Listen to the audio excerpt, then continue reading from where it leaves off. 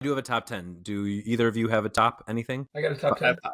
You got 10, you got 5. All right, I'll go first. Couple of quick honorable mentions. I always talk about how much I don't like Antonioni. My introduction to him was a movie called The Red Desert, which came out in Italy in 1964, which is interesting because it stars Richard Harris, but not his voice because it's an Italian film. It's an Italian guy's voice.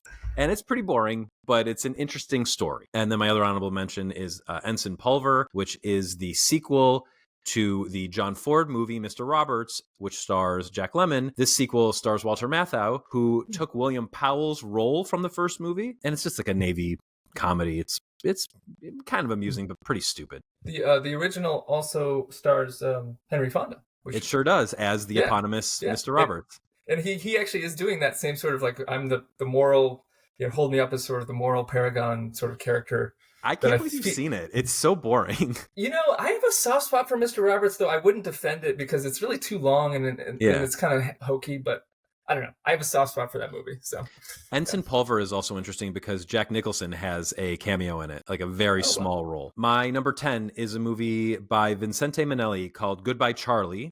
This stars Tony Curtis and Debbie Reynolds. I am shocked this movie hasn't been reclaimed as like a trans story, because the story is Tony Roberts' buddy, Charlie, the eponymous Charlie, dies, and then his soul inhabits Debbie Reynolds' body. And everyone is really hot for Debbie Reynolds, not knowing that inside she's a man. And it is shocking to me that people haven't discovered this and like reappropriated it as like a trans allegory, which it absolutely could be. And I, of course, watched it because Walter Matthau is the bad guy, doing a really gnarly. He's playing a Greek American gangster with like a completely unforgivable lisp. It's insane. My number 9 is The Moon Spinners. It made the list. I liked it a lot. My number 8 is The Beatles' A Hard Day's Night, directed by Richard Lester. I'll let y'all say more about it. I think you have fonder feelings for it than I do. My number 7 is a very, very important movie in the kaiju universe, Mothra versus Godzilla, directed by Ishiro Honda. These early Godzilla movies are sometimes pretty rough. This one's pretty great. And there's a reason I think that Mothra has gone on to be such a staple of the Godzilla movies going forward, thanks in huge part to a really successful first movie. But also these characters, these like little pixie lady characters that accompany Mothra everywhere he goes that aren't in the new movies, which I think is a miss. And I hope that now that these movies are getting a little goofier on the American side, I hope they come in. My number 6 is Mary Poppins. Speaking of Disney, so this one was directed by Robert Stevenson, who was also like on the Disney payroll at the time. And I don't need to tell you about Mary Poppins. You know about Mary Poppins. It's a classic. My number 5, is that where I'm on? Yeah. My number 5 is Goldfinger, the last in the original James Bond trilogy that maybe probably should have stayed a trilogy as far as the Sean Connery movies are concerned, because that fourth one was a stinker. But Goldfinger is incredible. It's directed by Guy Hamilton. My number 4 is A Fistful of Dollars, which is the first in the Man with No Name trilogy by Sergio Leone. Incredible movie. What's his name? Eastwood is kind of doing a different thing in this one than he does in the later ones. He's a little less gruff. And granted, The Good, the Bad, and the Ugly is like kind of a comedy, but this one is like it's very efficient. It's only 100 minutes long and real easy to watch, and it's actually really fun to watch if you watch it right after Yojimbo, the Kurosawa movie that it's based on, because Leone makes some interesting changes. My number 3 is Kaneto Shindo's Onibaba. We did a whole episode about it, but it came out in Japan first, so it shows up on my list here. But listen to our whole episode if you want to hear me talk about Onibaba. Thank you, A.L. Cohen, for bringing me back an Onibaba mask from Japan. That's now in my movie room. My number 2 is Dr. Strangelove, or How I Stopped Worrying and Learned to Love the Bomb, which we've talked about quite a bit on this podcast. And my number 1 is Failsafe, which is the same movie, but serious. All right. I actually, I can do like a top 7 because I have 7 movies from 64 and I liked all of them. So I'll hit you with my top 7. And number 7, we talked about quite a bit, The Moon Spinners. Yeah, just great fun, good nostalgia for me. And I love Haley Mills. I can just love her whole thing. So that was a good one for me. And number 6 for me is Mary Poppins. Again, classic. Really love Mary Poppins. My number 5 is, again, what we talked about at great length, is Failsafe. Feels weird to have it that low because I really, really think it's a great movie, but I have some personal feelings for the later films on my list. I kind of have a weird tie with number 3 and 4 because, as Brad and I argue about all the time. I go by U.S. release dates on things, and there were 2 James Bond films that actually came out because Goldfinger and From Russia with Love both came out in the States in 1964. From Russia with Love was in April, and then Goldfinger was in December. So those both make my list, and I think they're both great. I really love both of them. I think they're like the best of the Connerys and amongst the best of the entire series. So that's kind of like a tie for me with like 4 and 3. It's hard for me to, put one over the other because I like them both. Probably From Russia with Love I would prefer, maybe because there's less like ickiness in it. Like Sean Connery's pretty rough in Goldfinger when it comes to the women, and I think there's a little bit less of that From Russia with Love. So and From Russia with Love, he's like kind of just an asshole, and he's also like kicking a lot of ass in From Russia with Love. So I love it is kind of the cooler movie. The train fight alone too is like one of the best things, like probably one of the best things Connery ever did as Bond. So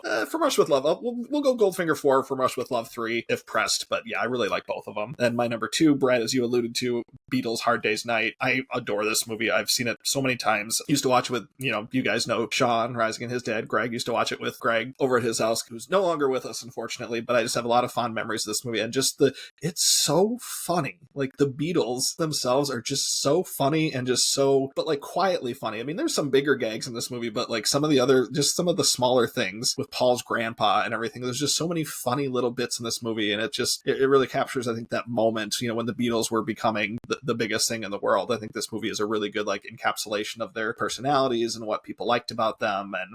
And it's just, like I said, it's just funny and it's fun. It's really enjoyable. My number 1 is Dr. Strangelove, which, has been one of my favorite movies probably ever since the first time I saw it, which I'm pretty sure actually I saw thanks to Jeff Richardson. I'm pretty sure you saw it before me. I feel like I remember you getting me on the Kubrick train. But yeah, Strangelove is just almost every line of that movie is insanely funny. The performances, Sterling Hayden and Peter Sellers and George C. Scott. It's just absolutely fantastic. I mean, my wife and I will say all the time now, she has a bulletin board that she does at work for like monthly, like here's the holidays and here's this and that. She'll always send me a picture of it and she's like, hey, look up at the big board.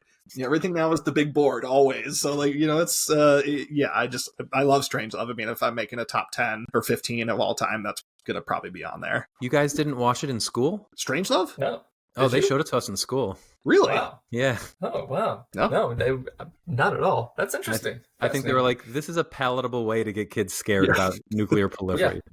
Yeah. Mm-hmm. Wow. Great list. I have a top 10, and I was just going to honorable mention Hard Day's Night because I remember liking it, but I saw it like 20 years ago. I'd like to watch more Richard Lester movies. He seems like he has some fun stuff. I was also going to honorable mention The Killers, the Don Siegel action movie, just because it had a cool Lee Marvin performance. Alfred Hitchcock's Marnie, which is deeply flawed, but just kind of really interesting and fascinating, sort of Freudian, now kind of inappropriate, but movie from with Sean Connery and Tippi Hedren, and they both look amazing. And then Failsafe is really my number 11, probably. And if I'm taking nostalgia out of things, maybe it would even be my number 9. But my number 10 is Mary Poppins, which I haven't seen in a long time, but I still know all the songs, and it's just like a huge part of my childhood, so I have to have it in here. And then similarly, another musical that I have very fond feelings for, My Fair Lady. I know all those songs. I remember seeing that movie when I was younger, and I've seen it multiple times. And Audrey Hepburn is just incredible, and Rex Harrison is incredible, who, by the way, I recently read an article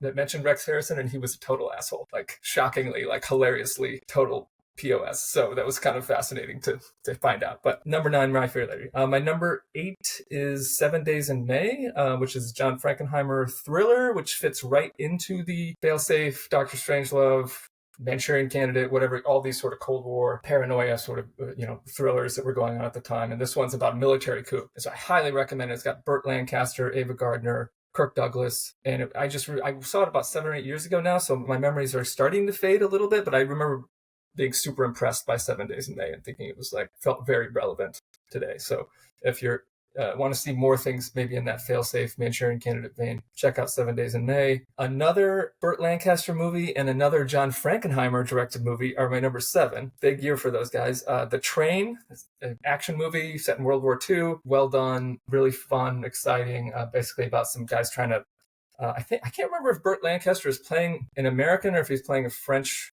soldiers, because the real story is I think these French soldiers were trying to stop the Nazis from stealing important artwork out of France. And so it's like the artwork is eventually loaded onto a train and they have to stop the train. And so, or maybe they're trying to save it out of the train. It's been a few years, but anyway, good 60s action movie, which I think is kind of hard to do because I remember for our 61 podcast, I rewatched Guns of Navarone and I was deeply disappointed with an action movie from that same time period that I remember liking as a teenager. My number 6, 5, and 4 are all good movies, but also kind of nostalgic because they were part of series that I loved since I was a teenager. 6 is A Shot in the Dark, the second Pink Panther movie, but really the first real Pink Panther movie because it's really the first one that solely focuses on Inspector Clouseau, who is played by Peter Sellers. Terrific comedy, love that. Number 5, Goldfinger, huge James Bond fan. You guys both had, I think Brad had it at 5. Jake, you had it right around there. And my number 4 is, just like Brad, Fistful of Dollars, also number 4. I actually rewatched it this week. It's the only movie I rewatched in preparation for this podcast because I hadn't seen it in so long. And I sort of felt bad that I hadn't rewatched Yojimbo when I put it on my list for our 61 episodes. So Fistful of Dollars was incredible. I actually moved it up after rewatching it because it's just, I remembered everything that was going to happen. I didn't know that I would. It was just such a great movie. And then 3, 2, and 1 are just like 3 of my favorite movies. I couldn't believe this year when I looked it up. Umbrellas of Cherbourg, Jacques Demy's musical. This is my 3rd musical on this list. I just can't, it's just colorful, beautiful. And if you haven't seen the movie, I won't say what goes on, but it's just one of the most memorable endings of any movie. And I just get kind of emotional thinking about it. So terrific French musical, Umbrellas of Cherbourg, number 3. Number 2 is a movie that is criminally underseen called Night of the Iguana, directed by John Huston, written by Tennessee Williams, based on his own play, starring Richard Burton, Ava Gardner, again, on this list. Lots of people, multiple things on this list. Deborah Kerr, Sue Lyon from Lolita is the only other movie I've ever seen her in. And it's basically set in Mexico. Richard Burton plays a defrocked priest who's got a busload of tourists that he's giving tour and ends up getting in trouble with having a relationship with Sue Lyon, who's underage, and he kidnaps the bus and takes them to a seaside hotel where he has a friend played by Ava Gardner. It's madness. I mean, this movie's insane. It's hard to really. It's a drama. It's not a comedy, but it's just one of the best dramas. And I remember being floored by it when I saw it 5 or 6 years ago. Gosh, I wish I could give it a better pitch because nobody's seen this movie. But when I saw it, I was like, that's just one of my favorite movies. And I was sure it would be number 1 on my list, but then I realized Dr. Strangelove came out this year. So one of my favorite movies of all time. Jake, I remember we probably did see a lot of Kubrick movies together. And my memory is this was the movie that more than any other movie got me interested in learning about the history of movies. So all credit to Dr. Strangelove. I just have a memory of watching it and sort of, I knew that film directors were a thing. I mean, I watched the Oscars a few times probably. I knew Steven Spielberg was, but for some reason when I saw Dr. Strangelove, I was like, this is so incredible. Who is this Kubrick guy? And then I looked up all the movies he'd made and I had tried to watch, and it was really the first time I ever did that kind of an auteur project where I was like, this is like a guy with a vision and I want to see all his movies. And it's all because of Dr. Strangelove. I'm just going back to Night of the Iguana for a second. Warner Archive did release it on Blu-ray. So it is out there being seen, and it's only $17. So if you want to snap that up, that's a pretty good price.